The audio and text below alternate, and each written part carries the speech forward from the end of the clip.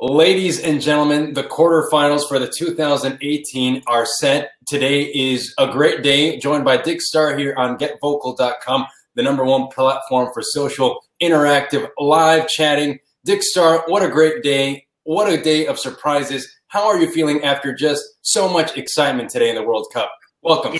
Yeah, thanks, Armando. Definitely one of those days where you're glad you woke up early to watch the earlier match, despite the low scoring. It was well played. And like I said yesterday, I was really hopeful that Sweden would make it through, just to give that group a little bit of something to keep rooting for, and it ended up happening. And the latter game, we'll definitely touch on that. I mean, talk about bucking the trend and killing the demons, right? I love it. Really, let's spend a little bit of time on the Sweden-Switzerland game because the numbers would be a little bit deceiving. I mean, Switzerland did have a little bit more possession for the most part than Sweden. And then minute 66, Emil Forsberg, the RB Leipzig star of the Bundesliga, does the unexpected for the team. What were your thoughts of that Emil Forsberg strike, D-Star? That was probably one of the best goals I'd seen in the moving into the quarterfinals in the knockout stages. The header that we saw with Colombia at the end with Mina, it was pretty great, but this itself was something to be seen. And it was one of those kicks. I think Sweden now may have kicked themselves into, a potential semifinal berth with that. Like, just think about that. Like, without that thing can go in extras. They can lose in penalties, and you can be speaking about something else. But it was that little difference. They're on the doorstep. That's absolutely. Do you think, by the way, that Emil Forsberg kind of made up for his lackluster appearance so far? I think there was a lot of expected material from him, yet just until now, he finally does that strike. That, by the way, it was a deflection off the foot of Akanji for Switzerland. But what are your thoughts now? Has Emil Forsberg redeemed himself in this 2018 World Cup? I think people have fish memories, not elephant memories in the World Cup. You could score 8 goals in the first round and put up an egg in a knockout stage, and if you're expected to be your team's man, that's all they're gonna remember. So I think in this case for him, like, this was a long time overdue, and I think it was definitely a needed play. Again, make the defense make a play, and sometimes you get lucky. It's very well said, and I think we're all excited just to talk about this last game, the phenomenal England-Colombia D-Star. It was 120 minutes of pure excitement, all decided by penalty kicks towards the end. What were you feeling in terms of the refereeing and just overall in the game? I think I texted you and let you know I felt like I was watching a late 80s NBA game, Pistons, Lakers, with all the just cheap shots and just unnecessary stuff. For me, definitely looked like American soccer. Not a lot of acting and over portraying of things and just playing dirty. I think that made it fun for me. I thought England with that PK that Kane hit was going to advance just on that. And again, another goal in extra time that almost changed the complete landscape of the World Cup. But, for some reason, it took Colombia forever to get in this game. I couldn't figure it out. Shoot, man, very well said. I think, by the way, in extra time, I think, is when Colombia really impressed us all. I think they may have been storing their energy for the extra time. But going back to the refereeing, I mean, there's been a lot of discussion, a lot of, so to say, debate on whether the refereeing in this particular game was up to par with the other games. Did you think at all that the refereeing wasn't as good as it has been before in this tournament? It's hard to say, because if you're calling the same game both ways, then it's fine. If you're going to have a tight leash on the players and you're going to set that tone, we've seen it from some of the South American referees, really not letting people get away with anything. Letting them know, hey, we're here to play soccer, and that's it. I think that today's referee let a little bit too much stuff go, let the players kind of dictate the tempo and pace with which, after a card was shown or a free ball was given, they really were able to dictate what was going on. And I think he let that happen. I'm sure because he's American, there's going to be a ton of press around it. But at the end of the day, it's variant. And if you're not going to have the same referees in every single game, it's going to be subjective. That's a good point, and I think we all wanted potentially a little bit more justice from the video assistant referee. Yet again, I think with the VAR, there shouldn't be too many questions, yet it seems like the VAR is yet another subjective thing that is added to the game. However, it is improving it, but there's a lot of things that are up in the air, so to say. No pun intended, by the way. D-Star, I got to ask you about the star, Harry Kane. Phenomenal performance in the English Premier League. Have you been impressed with his performance so far, or would you like to see a little bit more from Hat-Trick Harry, as they call him in the EPL?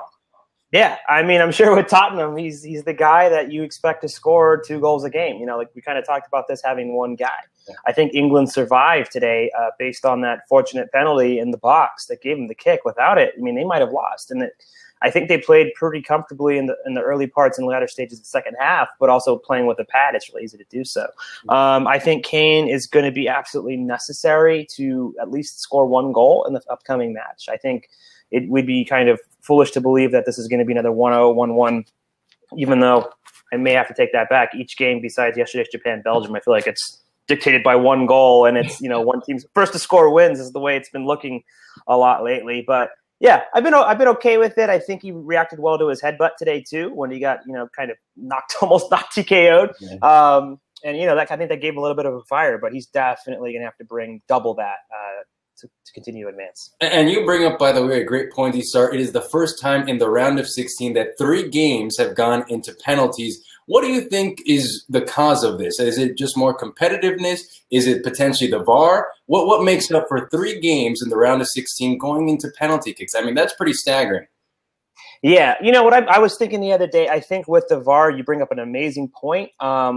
Players are not thinking they can get away with as much. Trust me, a lot of hand play, a lot of jockeying on the ball, and little things that otherwise would be overlooked. Players don't want to get involved with that because if they get those 2 yellows, they're sitting.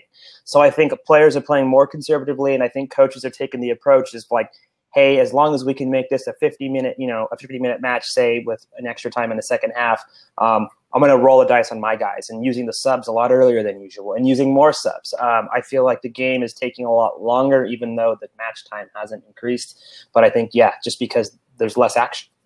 The D-Star, the sports guru, you heard it here first, by the way, ladies and gentlemen, from the one and only Dick Star. Well, ladies and gentlemen, the quarterfinals are set for the 2018 World Cup. Let's get into the predictions for next Friday and Saturday. Some huge, phenomenal. Please do not miss these games. Let's start with Uruguay versus France.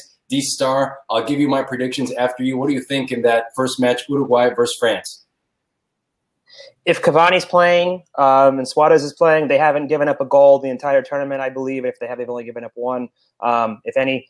And I think that they can keep that rolling and tighten up this game with France. I got Uruguay winning 1-0. I like that prediction. I'm going to go. I'm going to take the opposite there. I think France might pull it off. I think Antoine Griezmann from Atletico Madrid has the passion, the desire. Olivier Giroud, of course, I think we'll see a lot from him as well. And just a couple of PSG stars, I think, to name a few, Paul Pogba, for example, and we saw Kylian Mbappe's phenomenal appearance as well. I think France might take it. I'm going to go 2-1 with France on next Friday, Uruguay-France. Second game on Friday is going to be Brazil versus Belgium.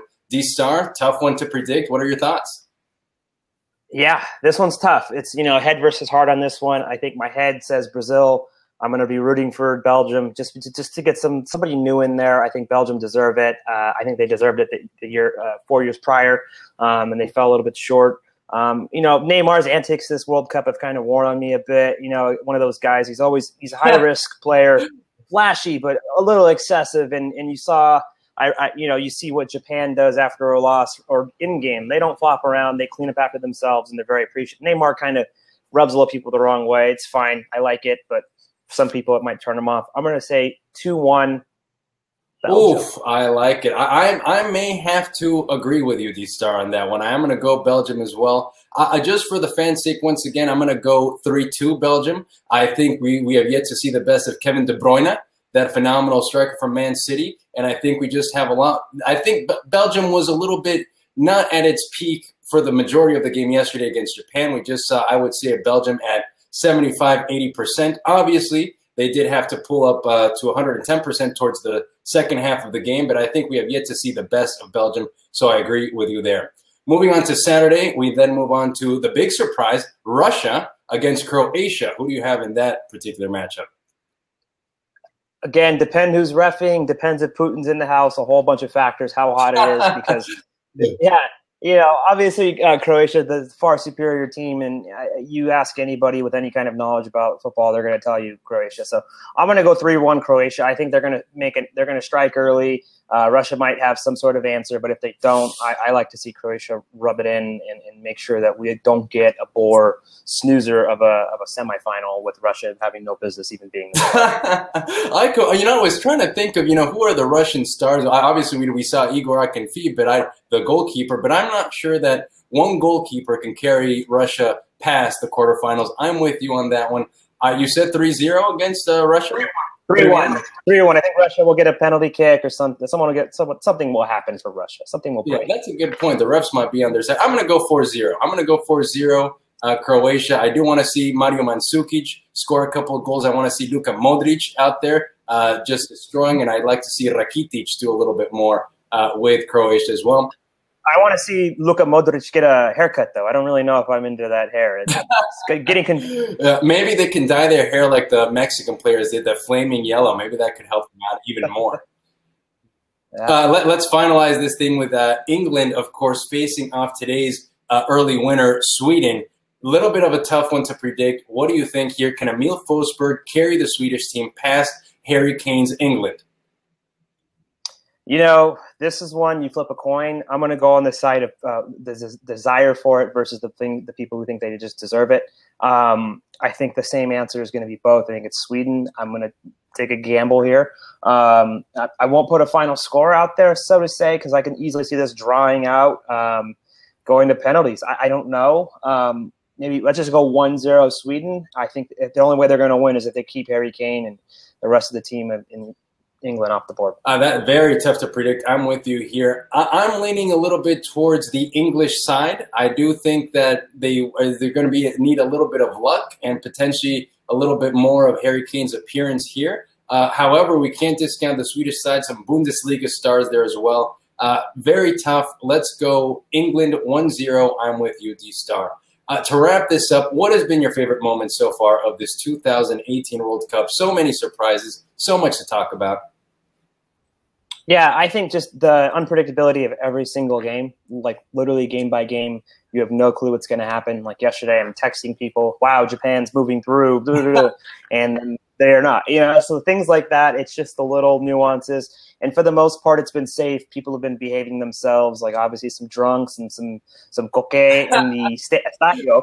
But at the same token, it's just been nice to have something to escape from politics and everything else that's going on in this crazy, crazy world. So, Drew, I don't know if you heard about this, but yesterday after Japan's game, I heard that they left the cleanest locker room in World Cup history, something like that. I can't imagine the Japanese cleaning too much, but what do you make of that? The Japanese fans just cleaning the stadium? Is it inspirational? What do you think? I brought it up a little bit earlier. I just think it just shows like there's class, and this at the end of the day is a game.